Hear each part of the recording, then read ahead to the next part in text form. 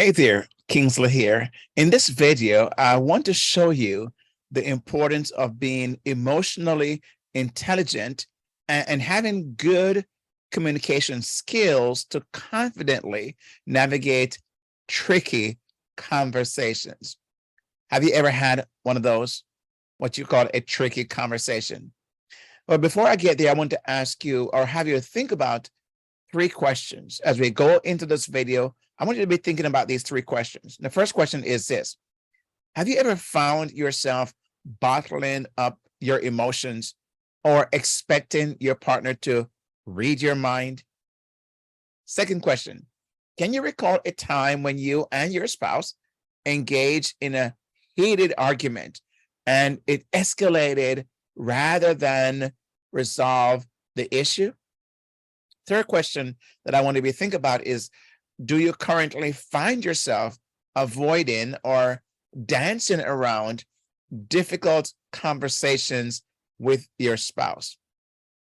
Now, those three questions I want to use to set the stage for this conversation today about emotional intelligence and better communication skills. Now, we all know that marriage comes with its fair share of challenges, but by honing, I believe, your emotional intelligence and communication skills, I believe that you can deepen your connection. I believe that you can honor God. I believe that you can ultimately have a happier and more fulfilling marriage. And I believe that's what you're here for. That's what you want. Now, you might be wondering, why do I need emotional intelligence?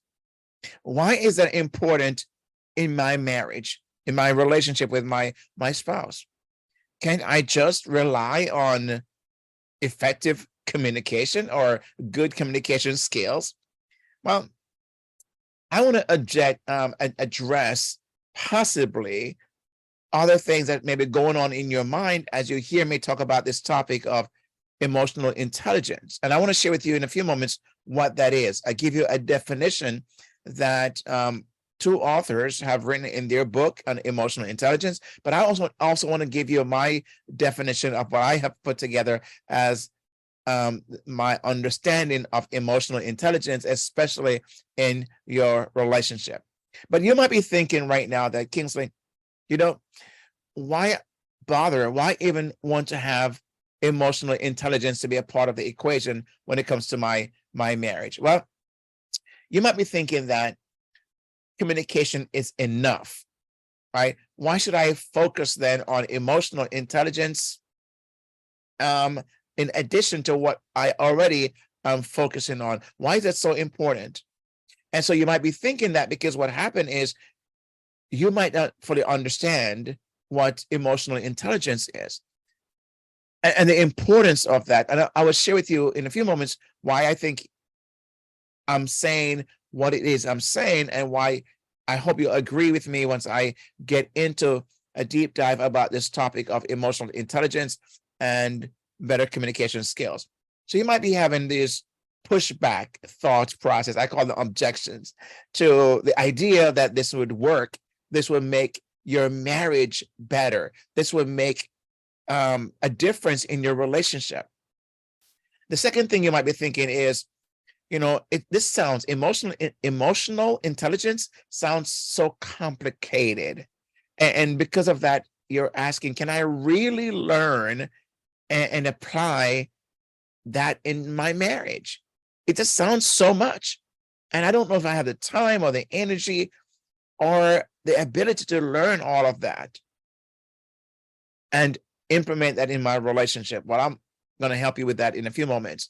Or the third thing you might be thinking as a third objection is, what if my partner doesn't have emotional intelligence? Then if he or she doesn't have emotional intelligence, how can I then navigate conversations on my own if I'm more emotionally intelligent than my partner? Now, if you have ever had any of these thoughts about what I've just shared, that isn't communication enough, why should I focus on emotional intelligence? Emotional intelligence sounds so complicated. I can't really Can I really learn and apply it in my marriage? Or thirdly, what if my partner doesn't have emotional intelligence? How can I navigate conversations? Has that ever crossed your mind? Or is that crossing your mind even right now as I talk about this topic? Now, I want you to comment below if you've ever had any of these thoughts while I was going through discussing earlier about the direction we're going to take in this video. Now, while effective communication is critical or is crucial, I believe that emotional intelligence is that step up. Why? Because it enhances your ability to understand and manage emotions. It allows you to empathize with your spouse, and it allows you to create a safe space for open dialogue. That is what emotional intelligence brings to the equation, why it layers that, where it makes communication more effective. Now, I like the definition of emotional intelligence that authors Dr. Travis Bradbury and Jean, or Jean, depending how you pronounce it, Jean, Jean Breves, they're co-authors of Emotional Intelligence 2.0. And here's how they define emotional intelligence. They define it as your ability to recognize and understand emotions and your skill at using this awareness to manage yourself and your relationship with others. Now, I know that's a mouthful. Let me just kind of say it one more time. They say emotional intelligence in their book is your ability to recognize and understand emotions and your skill at using this awareness to manage yourself and your relationship with others. That's their definition of emotional intelligence. Now, as you may know or may not know, I wrote a book that was called The Emotelligent Leader: Succeed Where Others Have Failed and Become the Leader Everyone Loves and Wants to Follow. I wrote that book about 2 years ago, and in that book, I put this definition. This is where my definition of emotional intelligence comes from. I say it is the ability to make healthy choices and get better results by managing your thoughts and emotions in a positive and healthy way. Okay, so the ability to make healthy choices and get better results by managing your thoughts and emotions in a positive and healthy way. That's the definition I have come up with as to what I believe emotional intelligence, I call it emotelligence, but emotional intelligence is all about. Now, by the way, if you're new to this channel and wondering, who am I to be speaking on topics like this, let me just say I'm Kingsley Grant, and I'm a licensed marriage and family therapist and a certified relationship coach. And I help married Christian professionals who are struggling in their marriage to strengthen their intimacy, deepen their connection, honor God, and ultimately have a happier marriage. Having counseled and coached hundreds of couples over the past several years, and having been married for almost 4 decades, I think I'm more than qualified to talk about topics like this one and do so with confidence. And I hope you'll appreciate that, because I bring in the personal and the professional into our conversation. Now, a little bit more, I just want to say this about what I would suggest and recommend at this point, since I'm kind of telling you about who I am, is that I want to recommend that you listen to my podcast at happiermarriagesecrets.com, happiermarriagesecrets.com, and you'll be able to find topics that are like this one or other topics. Have 48 episodes there as of this recording, so you can go ahead and binge listen to the podcast and hear all the things I have covered. I believe it will be very helpful for you. Now, at the end of this video, I'll share with you how to get access to some free resources that I have to offer. Now, so why might you want to take the lead in practicing emotional intelligence and communication skills, or more empathic, I call it empathic communication skills, or empathic communication?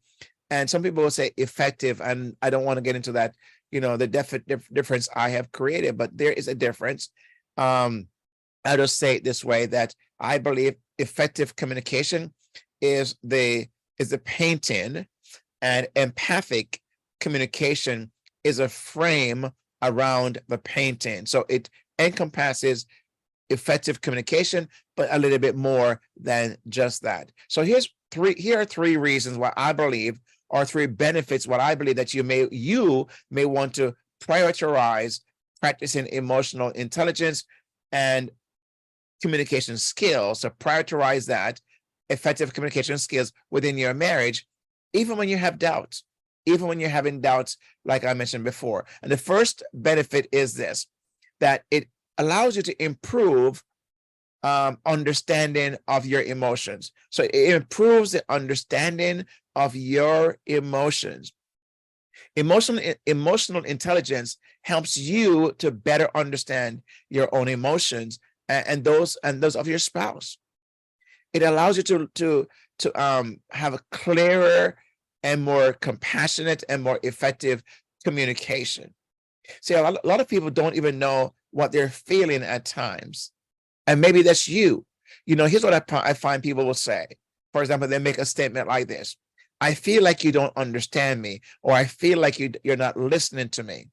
And they're thinking they're describing their feelings. And I would tell couples many times, you're not describing your feelings. You're describing how you are thinking. That is your thoughts. That is your opinion. And so people, they kind of confuse feelings because they use a feelings word. They think they're describing their feelings. And many people, according to most research, 67% of people do not know how to describe their emotions. And that's why emotional intelligence is so important, because when you're just feeling something, you want your spouse to know what it is you're feeling and not so much what you're thinking. They pretty much have heard you in what you have thought about certain things over and over again. What they're looking for is, so what feelings come as a result of that? And people, again, like I said, they're confused. But one of the benefits of having emotional intelligence to be a part of this equation is that it's going to improve your understanding of your emotions. And when you're able to understand your emotions and you're self-aware, it allows you to understand the emotions of your spouse as well. The second benefit is it's going to increase your conflict resolution skills. It's going to allow you to have a better conflict resolution skills. So when you develop emotional intelligence, it's going to allow you to know how to navigate conflicts with greater empathy, and allows you to find solutions or resolutions that not only allow you to have a better relationship and get you, have you to honor your spouse, but it also allows you to honor God. So emotional intelligence allow you to connect with your spouse, but also to connect with God at a different level. So it's very, very important. And the third benefit is it strengthens and deepens your connection. It strengthens and deepens your connections. So what emotional intelligence does, it kind of it creates opportunity for deeper connection, emotional connection, and intimacy building, right, in your relationship. It allows you to build a foundation for a happier marriage. And that's what we're after, right? That's what we're after. So these are three benefits. Benefit number one, again, it improves understanding of your emotions. Benefit number two, it increases conflict resolution skills. And number three, it strengthens and deepens your connection. These are the benefits that you're going to have when you're able to become better, more emotionally intelligent, and better at communication, to develop a better communication skills in your life. Now, before I share with you how to implement emotional intelligence and better or more effective communication skills within your marriage, I want to ask you to do three quick things right now. I want you to smash the subscribe button below. I want you to hit the like button if you like what you've heard so far, and then click on the notification bell so you'll be notified of all new releases on this channel. And I'm sure you don't want to miss it. So go ahead and do those. Hit that subscribe button right now. And by the way, if you'd also like to get an instant feedback on the state of your marriage and what to do about it, then I want you to take the Happier Marriage Assessment quiz. I cannot tell you how important that is, because when you take the quiz, it's going to allow you to have a numeric score, and this quiz can be done within 90 seconds. I mean, it doesn't take a long time. Within 90 seconds, you can take this quiz, know what the score is. But here's what's important: is not just to know what the score is, but how to interpret the score. How do you interpret the score? What does that mean? You will get a PDF that you can download, and it will tell you about what your score means. So let me encourage you to take your Happier Marriage Assessment quiz. It's free, and you can have that at happiermarriagesecrets.com/quiz, and you're able to access it right there, happiermarriagesecrets.com/quiz. Now, how do you practice emotional intelligence, and how do you navigate tricky conversations, right? So before I share with you how to do that, how to implement that, I want to share with you a story of Sarah and John, because it will help us understand, when I share with you how to implement, what Sarah and John could do and could have done differently in their relationship. And maybe as I tell you the story about Sarah and John, remember, I want you to think about your own relationship, your own marriage. And I want you to see if you can see yourself in this story of Sarah and John, which is a fictional characters. I don't have anyone in my mind. I've made this story up, and I want to keep on reintroducing you to Sarah and John, or introduce you to Sarah and John, because they are the fictitious character that every time I do a podcast, you're going to hear me share a story about them. So Sarah and John found themselves trapped in a web of misunderstandings and unspoken emotions. Sounds familiar? Been there, right? So they found themselves kind of trapped in this web of misunderstandings and unspoken emotions, and their conversations normally turn into battlegrounds filled with resentment and frustration. Sounds familiar? Been there? Done that? Okay. And wore the t-shirt, I'm hearing you say, right? So Sarah would often bottle up her feelings and expect John to read her mind. Well, John would withdraw when that happens and shut down emotionally. So their attempts in their attempts to communicate, what happened is that they only fueled the fire, because their words became weapons rather than bridges. Their words became daggers rather than bridges of understanding. So the emotional gap or chasm that they have now between them has only grown wider, and their connection faded into the background, leaving them feeling isolated and alone with their own marriage. Again, does that sound familiar? Is that something that you can relate to? Do you see that happen in your relationship as well? Now, as time went by, Sarah and John, they struggled to express their needs, and they struggle to also listen to each other, as you can imagine at this point. And so what happened, they began to dance around their issues, avoiding the uncomfortable conversations that really held the potential for growing their relationship and healing their relationship. But they avoided that. They danced around those things. But that is what healing and growth reside, but they just didn't want to. They avoided those things.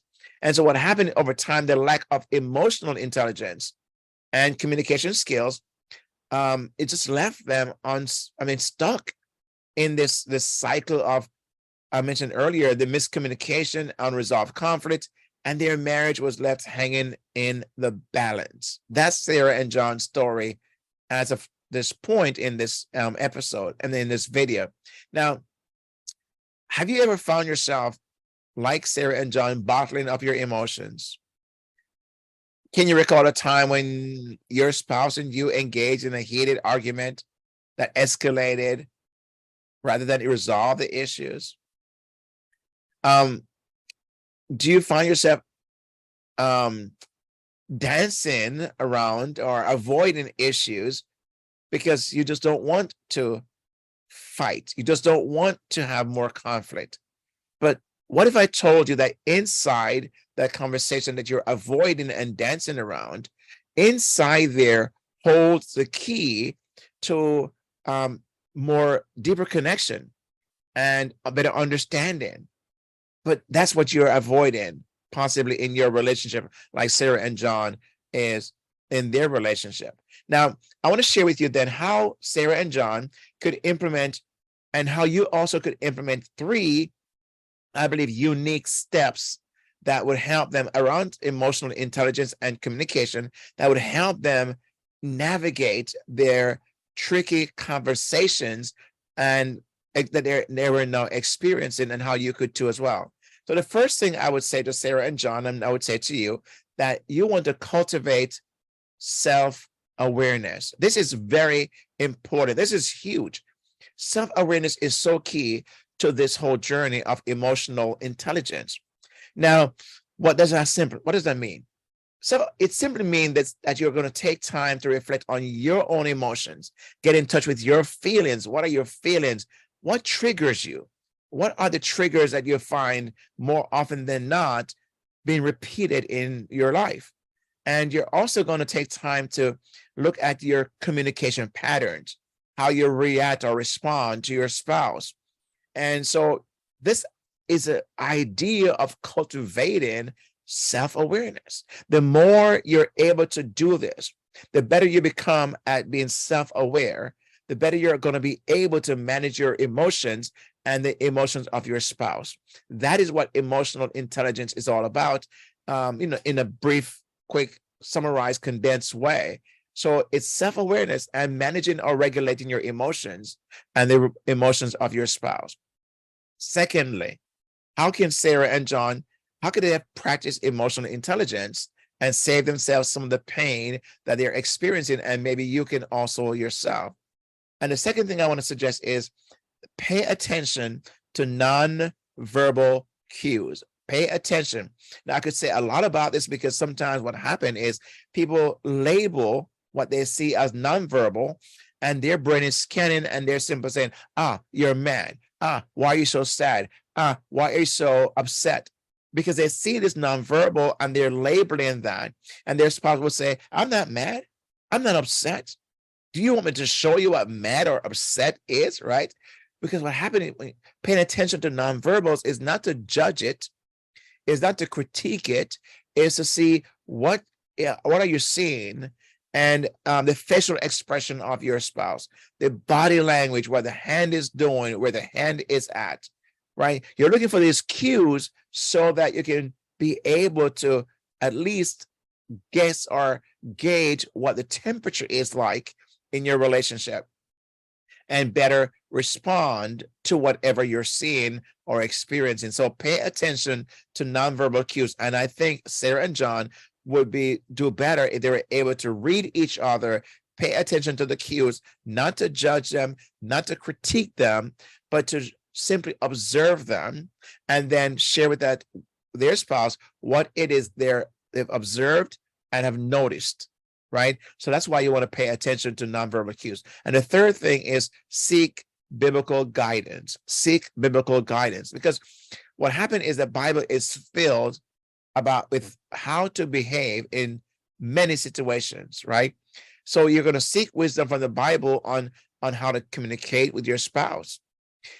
What I find sometimes why someone may not want to work on emotional intelligence and effective communication is because they're thinking their spouse isn't worth it, or they don't think it's going to make a difference, or they're thinking they've tried everything and it hasn't worked. But the Bible talks about this idea of being slow to speak. That is emotional intelligence. The Bible speaks about bringing every thought into captivity. That's emotional intelligence behavior. The Bible speaks about being patient and kind, right? That is part of emotional intelligence. So when you're drawing inspiration from the Bible, it's going to emphasize these things that if you follow them, it would make your relationship a whole lot better. The Bible even speaks about this idea. It's called the fruit of the Spirit. So you're going to see these fruit in your life, when you're practicing love and kindness and gentleness and patience and long suffering. These are the things that will help your relationship. And the Bible speaks about those things. So when you're able to practice emotional intelligence and also practice effective communication and do it the right way, especially the biblical way, right? You're going to see your relationship transform, because it's hard for your spouse to behave otherwise when you are behaving in this manner. So in summary, I want to share with you then why emotional intelligence and effective communication are essential tools for navigating what we call tricky conversations in your marriage. Now, it allows you to, as I mentioned before, it allows you to address objections, explore the benefits, gain insights. So when we are able to look at Sarah and John's story, for example, we can see what they could have done differently, as I've just shared with you. So when you're practicing emotional intelligence, you're going to be able to transform your relationship in the way that it ought to be and have a better relationship. So remember now, it's a journey, it's a marathon, not a sprint. It's a journey that requires patience, and it requires more patience, and it requires practice. But here's what happened. The rewards are just great. It's out of this world. Deeper understanding, better conflict resolution skills, and strengthening of your connection, deeper connection with your spouse. My question to you is that worth it? How much do you want a better relationship? And I believe you're here and listening because you want that. So I want to encourage you to let us commit to developing our emotional intelligence and communication skills.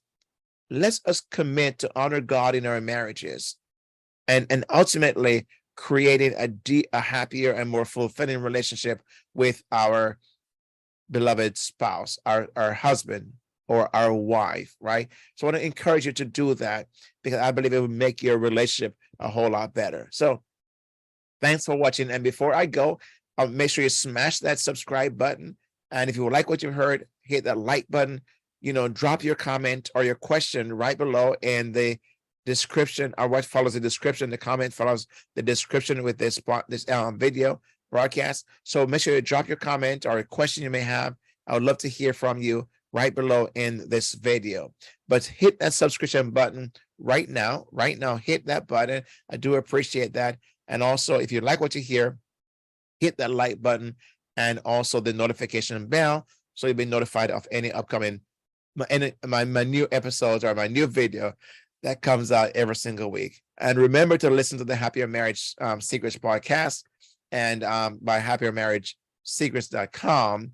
Let me just encourage you to do that. Take your quiz, and all the links will be found below in the description, as I mentioned before. So you'll find all the links there as well. Let's click on that and go to the place you want to go. With that said, my friend, let's go and make marriages happier again. Until next time, peace out, God bless, and I'll see you on the next broadcast, the next video on this channel. Please share, and I do appreciate that. See you next time. God bless.